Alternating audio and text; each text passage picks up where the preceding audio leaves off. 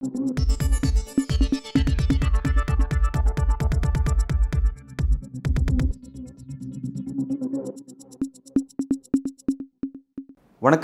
இன்றைக்கு நம்முடன் மூத்த பத்திரிகையாளர் திரு பிரியன் இருக்கார். அவரோட நம்ம அரசியல் பேசுவோம். சார் வணக்கம் சார். வணக்கம் சார். சார், அதிமுகவை பொறுத்த வரைக்கும் தமிழ்நாட்டுடைய ஒரு வலிமையான எதிர்க்கட்சி, மாநில கட்சி அப்படிங்கிற ஒரு இடத்துல இருக்குது. பட் தொடர் தோல்விகள், கிட்டத்தட்ட 10க்கும் மேற்பட்ட தோல்விகளை இந்த அதிமுக இப்போ சமீபத்தில் கொடுத்துருக்காங்கிறத பார்க்குறோம். இப்போ இதுக்கு இடையிலே அடுத்து அவங்களுக்கு விக்கிரவாண்டி இடைத்தேர்தல் வருது. பட் அதை புறக்கணிச்சிருக்காங்க. புறக்கணிச்சதுக்கு சில காரணங்கள் சொல்லியிருக்காங்க. நேர்மையற்ற முறையில் எலெக்ஷன் இடைத்தேர்தலாம் நடக்குது, அதில் பங்கெடுக்க முடியாது அப்படின்லாம் சொல்லியிருக்காங்க. இது ஒரு பக்கம் போயிட்டே இருந்தாலும் கட்சி ரொம்ப சலசலத்து போயிடுச்சு. இப்போ கட்சி ஒன்றுபடுத்த வேண்டிய ஒரு தேவை இருக்குது அப்படின்றதுக்காக சசிகலா ஒரு கருத்தை தெரிவிக்கிறாங்க. பிறகு ஓபிஎஸ் பிரிஞ்சு வந்த ஜெசிடி பிரபாகர், புகழேந்தி உள்ளிட்ட சில நபர்கள்லாம் ஒருங்கிணைப்பு குழு உருவாக்கி ஒரு அரசியல் செய்கிறாங்க. இந்த நகர் அதிமுகவுக்குள்ளே என்ன தான் நடக்குது? இந்த நகர் எதை நோக்கி போகுது?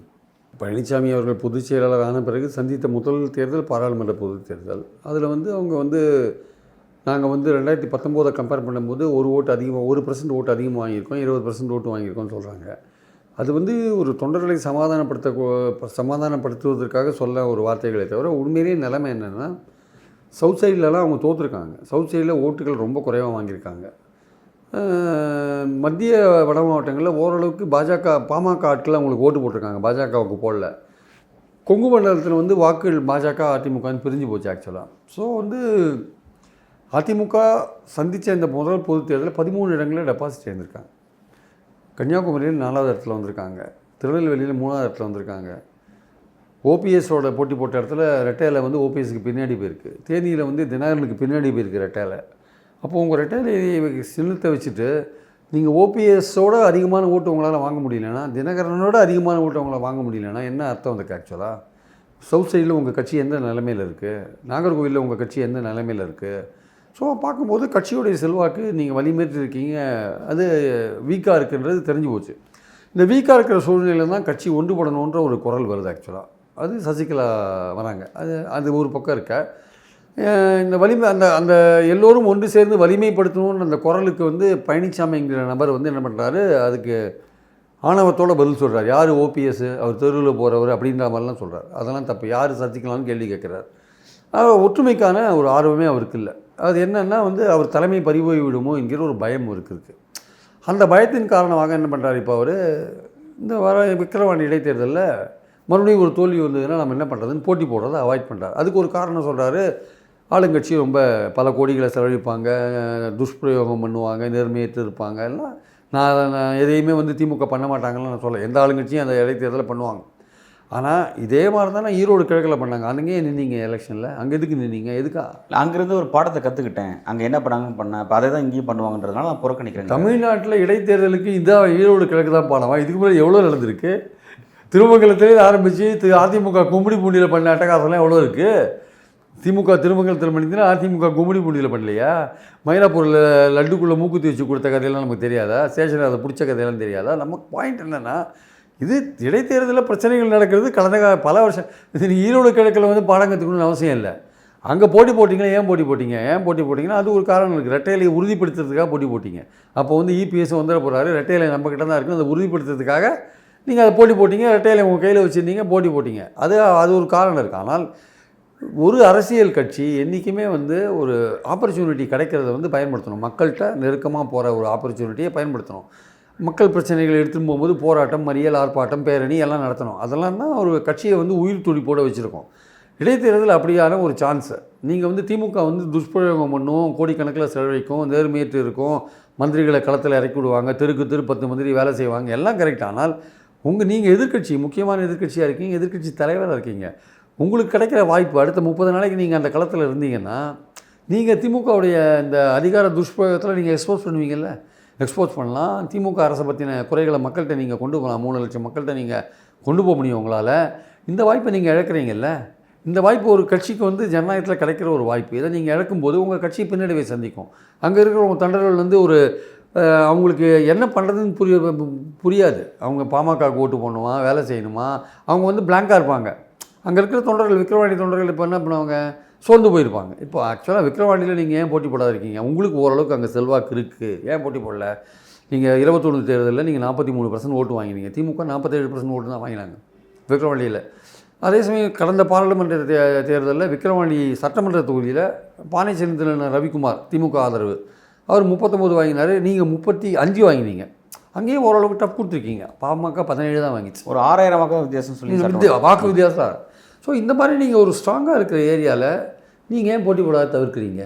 இல்லை, அந்த இடத்துல நான் நிரூபிச்சிட்டேன். நடந்து முடிந்த நாடாளுமன்ற தேர்தலில் விழுப்புரம் நாடாளுமன்ற தொகுதிக்குள்ளே வரக்கூடிய அந்த விக்கிரவாண்டியில் 6000 வாக்கு தான் நாங்கள் குறைய வாங்கியிருக்கோம். திமுகவோட எங்களுக்கு அவ்வளோ வித்தியாசம். அதுதான் லேட்டஸ்ட் அப்டேட்டு. இப்போ திரும்ப ஒரு இடைத்தேர்தலில் சந்தித்து நான் மறுபடியும் ஒரு புதுசு அதுக்குள்ளே எதுவும் நடந்திருக்காது, அதையே நான் தனியாக பலத்தை காட்டணும், நான் வேண்டாம் தவிர்க்கிறேன், ஏன்னா நீங்கள் என்னென்ன பண்ணீங்கிறத நான் பார்த்துருக்கேன், அது எனக்கு தேவையில்லாத விரயம் அப்படின்ற மாதிரி அவர் சொல்கிறாரு. அப்படி நீங்கள் சொல்லலாம். பட் தோல்விக்கு பயந்து நீங்கள் வாபஸ் வாங்கிட்டீங்கிறது தான் பொதுவான பார்வையாக இருக்கும். ஒரு பலமான ஒரு மாநிலத்தில் ஒரு முக்கிய எதிர்க்கட்சியாக இருக்கிற நீங்கள் அந்த இடத்துல நீங்கள் எலெக்ஷனில் நிற்க வேண்டியது உங்கள் கடமை ஆக்சுவலாக. ஏன்னா நீங்கள் ஆளுங்கட்சியோடைய செயல்பாடுகளை விமர்சிக்கிறதுக்கான நல்ல வாய்ப்பு உங்களுக்கு கிடைக்கிறாங்க ஆக்சுவலாக. அதுதான் ஒரு எதிர்க்கட்சி பண்ண வேண்டிய வேலை. இப்போ அடுத்த 30 நாள் நீங்கள் என்ன பண்ணுவீங்க? அண்ணாமலையும் அன்புமணியும் விக்கிரவாண்டி முழுக்க சுற்றி வருவாங்க. அவங்க தான் பத்திரிகைகளில் மீடியாலாம் அவங்க தான் இடம் பிடிப்பாங்க. நீங்கள் சேலத்தில் ஏசி ரூம் போட்டு நீங்கள் தூங்கிட்டு இருப்பீங்களா? ஏசியை போட்டு உங்கள் கட்சி எங்கே இருக்கும்? அடுத்த 30 நாளில் வேறு வில் யூ பி? நீங்கள் எங்கே இருப்பீங்க? அப்போ கட்சி மக்கள்கிட்ட இல்லையே. கட்சி மக்கள்கிட்ட இல்லைனாலே out of sight out of மைண்டுன்ற மாதிரி உங்கள் கண்ணுக்கு முன்னாடி உங்கள் கட்சி இல்லாட்டி மக்கள் அதை மறந்துடுவான்ல இப்போ 30 நாளைக்கு. அப்புறம் நீங்கள் வந்து 26 நோக்கி போகும்போது இது ஒரு ஆரம்பமாக வச்சுருக்கலாம். திமுகவை எதிர்த்து உங்கள் பிரச்சாரத்துக்கான முக்கியமான விஷயமா இதை வச்சுருக்கலாம். அதை நீங்கள் வந்து இது ஆரம்பமே உங்களுக்கு சரியில்லை. தோற்றுருவோன்ற பயம், தோற்றுட்டா இன்னும் வந்து நம்ம தலைமைக்கு ஆபத்து வந்துடுமோ, அந்த ஒற்றுமைக்கான குரல் வலுப்பட்டு நமக்கு எதிராக ஏதாவது புரட்சி வெடிச்சிருமோ அதிமுகனா, அந்த பயம் வேறு. நான் என்ன சொல்கிறேன், நீங்கள் அதுக்கு பயப்பட வேண்டிய அவசியமே இல்லை. நீங்கள் 10 தோல்வி பழனிசாமின்னு உங்களை சொல்கிறாங்க, அது ஓகே இருக்கட்டும். இந்த எலெக்ஷன்ஸில் விக்கிரவாண்டி எலெக்ஷன்ஸில் அதிமுக நல்ல ஓட்டு வாங்கி 2வது வரத்துக்கான வாய்ப்புகள் இருக்குது. திமுக தான் வின் பண்ணணும், அதில் எந்த விதமான சந்தேகமும் இல்லை. ஆனால் நீங்கள் 2வதாக வருவீங்க. எவ்வளோக்குள்ளோ அதிகமாக ஓட்டு வாங்குறீங்களோ அவ்வளோக்குள்ளோ நீங்கள் அதிகமாக பேசக்கூடிய வாய்ப்பு இருக்குது. பார்த்தீங்களா, நாங்கள் இன்க்ரீஸ் பண்ணிட்டோம் பார்த்தீங்களான்னு பேசக்கூடிய வாய்ப்பு இருக்குது. அந்த வாய்ப்பை நீங்கள் மிஸ் பண்ணிவிட்டு நீங்கள் தோற்றிங்கன்னா கூட மக்கள் இந்த தோல்வி எப்படி நம்ம எடுத்துப்பாங்க? இது இயல்பான தோல்வி, நம்ம ஆளுங்கட்சியை தான் வின் பண்ண இடைத்தேர்தலில் அப்படின்னா இதை வந்து உங்கள் மேலே பழி ரொம்ப விழாது ஆக்சுவலாக. இதை வந்து ஆளுங்கட்சி அதிகார துஷ்பிரயோகம் சொல்லி அப்படி கடந்து போவாங்களே தவிர மக்கள் உங்கள் மேலே உங்கள் மேலே பழி விழாது. அப்போ இந்த தோல்விக்கான முழு காரணம் உங்கள் மேலே விழாது. அப்போ இந்த மாதிரியான ஒரு வாய்ப்பு இருந்து கூட நீங்கள் ஏன் போட்டி போடாத இருக்கீங்க? அப்போ பயம் காரணமாக நம்ம தலைமைக்கு ஆபத்து வந்துருமோன்ற பயம் காரணமாக போட்டி போட. ஓகே, அப்போ நீங்கள் ஒரு விஷயத்தை குறிப்பிடுறீங்க, இந்த இடத்துல இந்த எலெக்ஷனில் தோல்வி அடைஞ்சால் கூட மக்கள் அது வந்து பெரிய தோல்வி மக்கள் வந்து பெருசாக எடுத்துக்க மாட்டாங்க. ஏன் ஆளுங்கட்சி வழக்கமாக ஜெயிக்கும் அப்படி ஒரு விஷயம் அப்படிங்கிறத பார்ப்பாங்க. அப்போ அப்படி இருந்தால் அவர் மறுக்கிறாரு அப்படின்னா, அப்போ இன்னொரு காரணம் வந்து ப. சிதம்பரம் சொல்கிறார். அப்போ அதுவா அப்படின்னு நீங்கள் சொல்லுங்கள். அது என்ன காரணம் அப்படின்னா, அங்கே 4 முனை போட்டி வேண்டாம், நாம் தமிழர் போட்டிடுறாங்க, நீங்களும் போட்டிட்டு 4 முனை ஆகிடும், வேண்டாம் மும்முனை போட்டியாகவே இருக்கட்டும், பாஜகவுக்கு பின்னாடி இருந்து நம்ம ஏன் வாக்கை வந்து திமுக எதிரான வாக்கை நாம ஏன் பிரிக்கணும், பாஜக ஒருத்தருக்கு அது போகட்டும் அப்படின்ற மாதிரி அவர் நகராரு அப்படின்ற மாதிரி ப. சிதம்பரம் ஒரு கருத்தை முன்வைக்கிறாரு. அதை எப்படி பார்க்குறீங்க சார்? அதாவது பாஜக சொல்லி தான் இந்த அரேஞ்ச்மெண்ட்டே வந்திருக்குன்ற மாதிரி பேசுகிறாரு, சொல்கிறாரு. ஆமாம், பட் நான் சொல்கிறேன் இந்த அரேஞ்ச்மெண்ட் வந்து உண்மையாக வதந்தியாக தெரியாது. ஆனால் இந்த அரேஞ்ச்மெண்ட்லேயும் வந்து அதிமுக தனக்கான வாய்ப்பை வந்து பெறலைன்னு நினைக்கிறேன். இப்போ இந்த மாதிரி ஒரு அரேஞ்ச்மெண்ட் அவங்களுக்குள்ள ரகசிய ஏற்பாடு நடந்ததுன்னா பழனிசாமி உண்மையிலே என்ன பண்ணியிருக்கணும்? அப்போ நான் போட்டி போடுறேங்க, என்னன்னு சப்போர்ட் பண்ணுங்கள், நான் திமுகவுக்கு எதிராக நான் நிற்கிறேன், நான் தான் முக்கிய எதிர்க்கட்சி, நான் நிற்கிறேன், எனக்கெல்லாம் நீங்கள் சப்போர்ட் பண்ணுங்கள் அப்படின்னு அப்படி அந்த பார்கெயின் அப்படி மாற்றிருந்தாருன்னா நீங்கள் உண்மையிலே பெரிய ஆள். அப்படி வைக்கிறதா இருந்தால் உள்ளே வந்து பாமக இருக்குல்ல, பாமக அவங்க வாக்கு வங்கி இருக்குது, அவங்க பெல்ட் அது. நீங்கள் தானே என்கிட்ட வரீங்க, புறக்கணிக்க சொல்லி நீங்கள் தானே என்கிட்ட வரீங்க. அப்போ நீங்கள் வந்து என்ன சொல்லணும் என்கிட்ட, அப்போ நான் நிற்கிறேங்க அப்படின்னு சொல்லி ஒரு கோரிக்கையை நீங்கள் வச்சுருக்கலாம்ல. இப்போது பார்லிமெண்ட் எலெக்ஷனில் இவங்கெல்லாம் ஒன்றா இருந்தாங்கன்னா திமுகவுக்கு ஒரு ஃபைட் கொடுத்துக்கலாம்னு ஒரு எண்ணம் இருந்தது. 4 தொகுதியில் வெற்றி பெற்றுருக்கலாம் கூட சொன்னாங்க. இப்போ இவங்களுக்கு என்ன ஒரு இது அந்த வதந்தின்றது உண்மையாக இருக்கிற பட்சத்தில் என்னமா அவங்க நினச்சிருப்பாங்கன்னா, சரி இந்த பை எலெக்ஷனில் வந்து திமுகவுக்கு எதிராக எவ்வளோ மக்கள் திரண்டிருக்காங்க அப்படின்னு பார்க்கக்கூடிய ஒரு எண்ணம், சரி நம்ம எல்லாம் ஒன்றா இருந்து பார்க்கலாம் அப்படின்ற ஒரு எண்ணம் இருந்திருக்கலாம். அதோட விளைவு கூட அந்த புறக்கணிப்புக்கு ஒரு காரணமாக இருந்திருக்கலாம். ஆனால் அந்த மாதிரி சூழலில் அது உண்மையாக இருக்கிற இந்த விஷயங்கள் உண்மையாக இருக்கிற பட்சத்தில் அதிமுகன்னு அந்த ஆப்பர்ச்சுனிட்டி எடுத்துருக்கணும், போட்டி போடுற ஆப்பர்ச்சுனிட்டியாக. என்ன ஆதரிங்க, ஆமாம் ரைட் நான் ஒத்துக்கிறேன், திமுகவுக்கு எதிராக எவ்வளோ தூரம் மக்கள் வந்து திரண்டிருக்காங்கன்னு தெரிஞ்சுக்கிறதுக்கு ஒரு வாய்ப்பு. அப்போ நான் தான் முக்கிய எதிர்க்கட்சி, நான் நிற்கிறேன், எதுக்கு பாமக நிற்கணும், என்ன ஆதரிங்க எல்லோரும். நீங்கள் அந்த ஸ்கோப்பை அந்த வாய்ப்பு ஆப்பர்ச்சுனிட்டியை நீங்கள் எடுத்து நீங்கள் பண்ணியிருக்கணும். இப்போ அதுலேயும் நீங்கள் கோட்டை விட்டீங்கன்றதான பாயிண்ட்டு. அது உண்மையாக இருக்கிற பட்சத்தில் அந்த வதந்தி சிதம்பரம் சொல்கிற வதந்தி உண்மையாக இருக்கிற பட்சத்தில் நீங்கள் அந்த வாய்ப்பை எடுத்துக்க அதையும் மிஸ் பண்ணிட்டீங்க. அதனால் எந்த விதத்தில் பார்த்தாலுமே ஒரு அரசியல் கட்சின்ற முறையில், ஒரு எதிர்க்கட்சி தலைவர்ன்ற முறையில் நீங்கள் இந்த தொகுதியில் போட்டி போடாது உங்களுக்கு பின்னடைவு என்பதில் எந்த சந்தேகமும் கிடையாது. Right, okay sir. அப்போ முழுக்க ஒரு தோல்வியும் காரணமோ அல்லது பாஜகவுக்கு மறைமுகமாக சப்போர்ட் பண்ணுறதுன்னு காரணமாக அவர் இந்த முடிவு எடுக்கிறாருன்னு 2 காரணமாக தான் இருக்குதுன்னு வச்சுப்போமே. இப்போ இவர் இந்த இல்லை இதில் பாருங்கள், பாமக சப்போஸ் அதிகமான ஓட்டு வாங்குது, அதெல்லாம் வாங்க போகுது. அப்போ அவன் என்ன சொல்லுவான், மத்திய மண்டலத்தில் நாங்கள் தான் 2வது பெரிய கட்சியிலும், அப்போ அதிமுக எங்கே போவோம்? அவர் ஆல்ரெடி 26 நோக்கி நகர்ந்துட்டு இருக்காரு. 26 என்ன சொல்றேன்னா, திராவிட கட்சிகள் அல்லாத ஒரு கூட்டணி தான் வெற்றி பெறும் அப்படின்னு ஏற்கனவே அன்புமணி சொல்லிட்டு இருக்காரு. அப்போ அதுக்கு இது வலு சேர்க்கிற மாதிரி தான், அது வலுக்கு சேர்க்குற மாதிரி தான் நீங்கள் பண்ணுறது இருக்குது. அப்போ நீங்கள் 2வது இடத்துல திமுகவுக்கு அடுத்தது நான் தான் சொல்கிறேன். நீங்கள் அந்த இடத்துல போய் நிற்க வேண்டியது தானே. நீங்கள் அப்படியே பாமக வந்து உங்கள்கிட்ட பாமகவோ அன்புமணியோ அண்ணாமலையோ உங்கள்கிட்ட சொல்லியிருந்தா கூட எனக்கு அந்த ஆப்பர்ச்சுனிட்டி கொடுங்கன்னு சொல்லியிருக்கணும். கொடுக்க மாட்டேன்னு சொன்னால் அப்போ நானும் நிற்கிறேன் பார்த்துக்கலாம் அப்படின்னு நிற்க வேண்டியதான். நீங்கள் ஒரு அரசியல் கட்சி தேர்தல் வந்து அதுக்கு கிடைக்கிற ஒரு முக்கியமான ஆப்பர்ச்சுனிட்டிங்க. ஒரு எதிர்கட்சிக்கு கிடைக்கிற முக்கியமான ஆப்பர்ச்சுனிட்டி, ஆளுங்கட்சியை பற்றின விமர்சனங்களை வைக்கிறதுக்கான முக்கியமான ஆப்பர்ச்சுனிட்டி, மக்கள்கிட்ட நீங்கள் ரீச் பண்ணுறதுக்கான ஆப்பர்ச்சுனிட்டி. அதை நீங்கள் பயன்படுத்தாத நீங்கள் விட்டீங்கன்னா என்ன அர்த்தம்? ஜெயலலிதா பண்ணாங்களே 2009னா, ஜெயலலிதா பல வெற்றிகளையும் பார்த்தாங்க, பல தோல்விகளையும் பார்த்தாங்க. நீங்கள் முதல்ல ஜெயலலிதாவோட உங்களை கம்பேர் பண்ணுறதை நிறுத்துங்க. முதல்ல நீங்கள் கம்பேர் பண்ணாது, நீங்கள் ஜெயலலிதா கிடையாது. அதை உணர்ந்து நீ கட்சியை நடத்துங்க. ஏன்னா கட்சி வந்து பிளவுபட்டு கிடக்குன்றதை தமிழ்நாட்டில் எந்த மூலையில் எந்த ஆளை கேட்டாலும் சொல்லுவான். ஆமாங்க, அதிமுக பிளவுபட்டு கிடக்குங்கன்னு சொல்லுவான். நீங்கள் ஓபிஎஸ் வேணால் நீங்கள் தனி மனுஷன் சொல்லலாம், சசிகலா கூட தனி மனுஷன் சொல்லலாம், சொல்லிட்டு போங்க. ஆனால் நீங்கள் அவங்க ஓபிஎஸ்க்கு பின்னாடி தானே ஓட்டு வாங்கியிருக்கீங்க. அந்த தனி மனிதன் அவ்வளோ ஓட்டு வாங்கியிருக்கான்ல, ஏன் நீங்கள் ஒரு ரெட்டையில் ஓட்டு வாங்க முடியல? அதனால் ஒத்துக்கோங்க. ஏன் ஃபேக்டாக பார்க்கணும். நம்ம வலிமையற்று இருக்கோம் நம்ம, ஆனால் அதே சமயம் எதிர்கட்சியாகவும் இருக்கும். நம்ம கிடைக்கிற தளத்தை வந்து மிஸ் பண்ணக்கூடாது. அந்த இடத்துல போட்டி போடணுன்ற எண்ணத்தை நீங்கள் இருக்கணும். இல்லைங்க, சிவி சண்முகம் வந்து பணம் செலவழிக்க மாட்டேங்கிறாரு.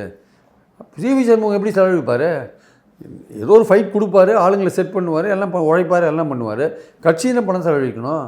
கட்சி செலவழிக்காது சிவி சண்முகத்துக்கு நீங்கள் செலவழிங்கன்னு சொன்னால் அவர் எப்படி ஒத்துப்பார்? அதுவும் ஒரு காரணம் புறக்கணிக்கிறதுக்கு. அவரை செலவழிக்க சொன்னால் அவர் எப்படி செலவழிப்பாருங்க? ஓகே, இந்த மாதிரி சில விஷயத்தை குறிப்பிட்டு நீங்கள் அதனால் புறக்கணிக்கிறன்னு நீங்கள் குறிப்பிட்றீங்க. ஓகே, இது இப்படியே போகுதுன்னு இப்போமே. இப்போ இந்த பக்கத்தில் பார்த்தீங்கன்னா, ஒரு பக்கம் வந்து ஒருங்கிணைப்பு குழுன்னு சொல்லிட்டு ஒரு 3 பேர் சேர்ந்து ஒரு விஷயத்தை முன்னெடுக்கிறாங்க. இன்னொரு பக்கம் சசிகலா வந்து திரும்ப தான் தான் எதிர்கட்சி, நான் வந்து இப்போ திமுக விமர்சித்து நான் பேச ஆரம்பிக்கிறேன், எதிர்த்து கட்சி தலைவர்ன்ற எதத்தை நோக்கி நான் நகர்றேன் அப்படின்னு தன்னை அவங்க கிளைம் பண்ணி பேச ஆரம்பிச்சிருக்காங்க. விரைவில் என் தலைவர் இதெல்லாம் ஒன்று கூட போகுது, தொண்டர்கள் வந்து தோண்ட வேலாம் அப்படின்லாம் பேசுகிறாங்க. அவங்களோட அரசியல் இந்த நேரத்தில் அவங்க எடுக்கிற அந்த முன்னெடுப்பு, அவங்களோட முன்னெடுப்பு எப்படி பார்க்குறீங்க? இல்லை, சசிகலாவை பொறுத்த மட்டும் அவங்க தொடர்ந்து 21 தேர்தலுக்கு முன்னாடியிலேருந்தே வந்து ஒற்றுமைக்கான ஒரு குரல் கொடுத்துட்ருக்காங்க. 21 தேர்தலில் அவங்க போட்டி போடாததுக்கு காரணம் கூட ரெட்டையில ஏற்று நம்ம போட்டி போடக்கூடாதுன்ற ஒரே எண்ணத்தில் தான் அவங்க விலகி இருந்தாங்க, அமைதியாக இருந்தாங்க.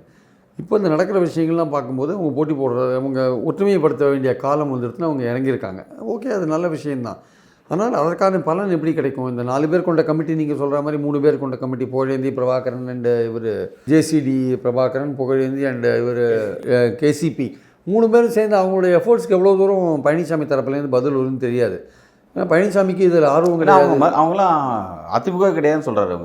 அவங்க அதிமுக இல்லாத எப்படி ஒருங்கிணைப்பு குழுவில் கூட்டுறாருங்களாம் சொல்லி, அவங்க அதிமுக கிடையாதுன்னு சொல்கிறதுக்கு பழனிசாமிக்கு உரிமை கிடையாது. அவங்களாம் வந்து எம்ஜிஆர் காலத்துலேருந்தே கட்சியில் இருக்காங்க. அவங்க வந்து கட்சி இந்த மாதிரி பிரிஞ்சிருக்கேன்னு சேர்க்கறதுக்கான ஒரு முயற்சிகள் இறங்குறாங்க.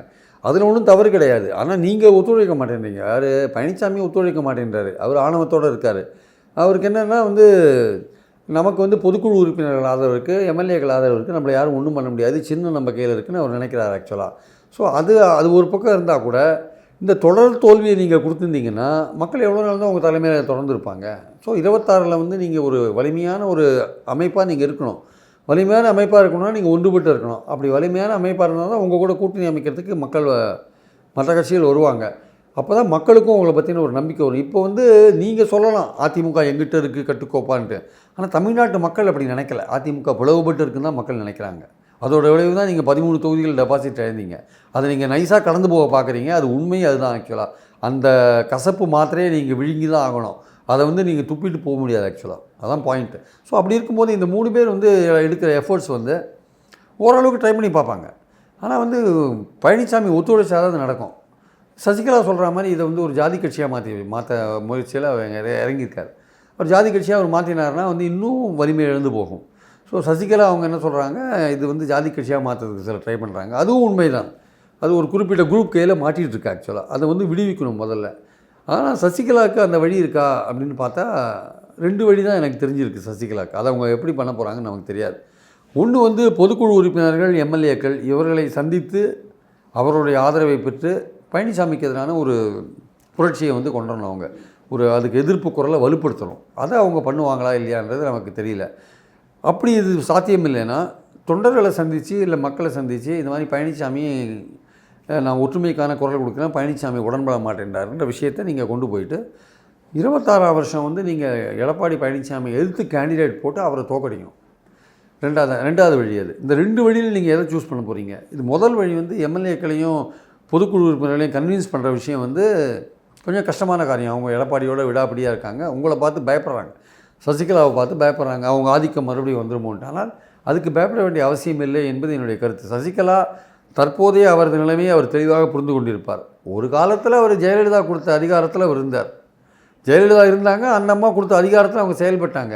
இன்றைக்கி வந்து அவங்க எல்லோருடையும் ஒரு தோழமையாக பழக வேண்டிய நிலையில், கட்சி இப்படி இருக்கிற போது அவங்க எல்லாரையும் சமமாக பாதிக்க வேண்டிய நிலையில், ஆதிக்கம் செலுத்துகிற மனநிலையில் அவங்க இருக்க மாட்டாங்க. அதனால் பயப்பட வேண்டிய அவசியம் கிடையாது. நம்ம பாயிண்ட் என்னென்னா வந்து சசிகலா எடுக்க போகிற ரூட் என்ன ஆக்சுவலாக அதை பொறுத்து அந்த சக்ஸஸ் இருக்குது. தேர்தல் ரீதியாக பழனிசாமி அடிக்க போகிறீங்களா, இல்லை பொதுக்குழு எம்எல்ஏக்களை பிடிச்சி அதில் மெஜாரிட்டியை வச்சு அடிக்க போகிறீங்களா பழனிசாமியை? பழனிசாமி எந்த வகையில் போனால் வழிக்கு வருவார். அது சசிகலா என்ன மாதிரி ரூட் எடுக்கிறாங்கன்னு தெரியல. இந்த 2 வழி தான் அவங்களுக்கு இருக்குது. இந்த 2 வழியில் அவங்க வந்து மக்களை சந்திக்க போகிற விஷயத்தை கையில் எடுத்தாங்கன்னா 26 எலெக்ஷன்ஸில் நீங்கள் எடப்பாடி எதிர்த்து கேண்டிடேட் போடணும். Right, okay sir. இப்போ அடுத்து அதிமுக எப்படி நகரும், சசிகலாவோட டைரக்ஷன்ஸ் எப்படின்றது நீங்கள் சொல்கிறீங்க.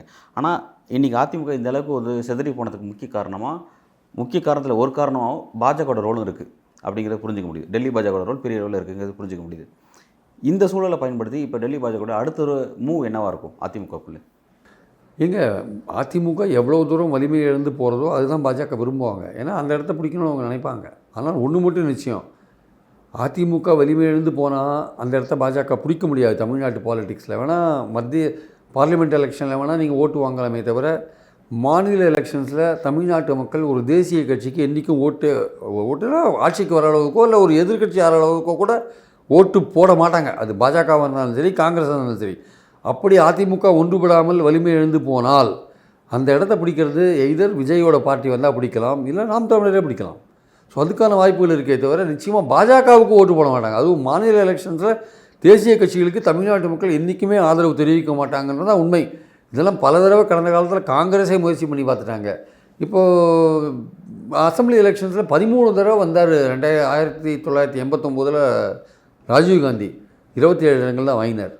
நீங்கள் இந்த இப்போ இருக்கிற மோடி 10 தடவை வந்தாலும் சரி, 20 தடவை வந்தாலும் சரி, மாநில தேர்தலில் நிச்சயமாக பாஜக அதிகபட்சமாக என்ன தான் முயற்சி பண்ணாலும் ஓட் பர்சன்டேஜை ஏற்றலாமே தவிர ஒரு அதிகபட்சம் 5-6 இடங்களுக்கு மேலே அவங்க வின் பண்ணுறதுக்கான வாய்ப்பே கிடையாது. அதனால் அதிமுக வலிமையேற்று இருந்தால் அந்த இடத்தை பிடிக்க போவது விஜயோ அல்லது நாம் தமிழரோ அல்லது 2 பேரும் சேர்ந்தோ பிடிக்கிறதுக்கான வாய்ப்புகள் இருக்குமே தவிர பாஜகவுக்கு அந்த வாய்ப்பு கிடையாது. பல்வேறு கேள்வி ரொம்ப அளவு உங்களோட கருத்தில் வழங்கியிருக்கீங்க சார். மிக்க நன்றி.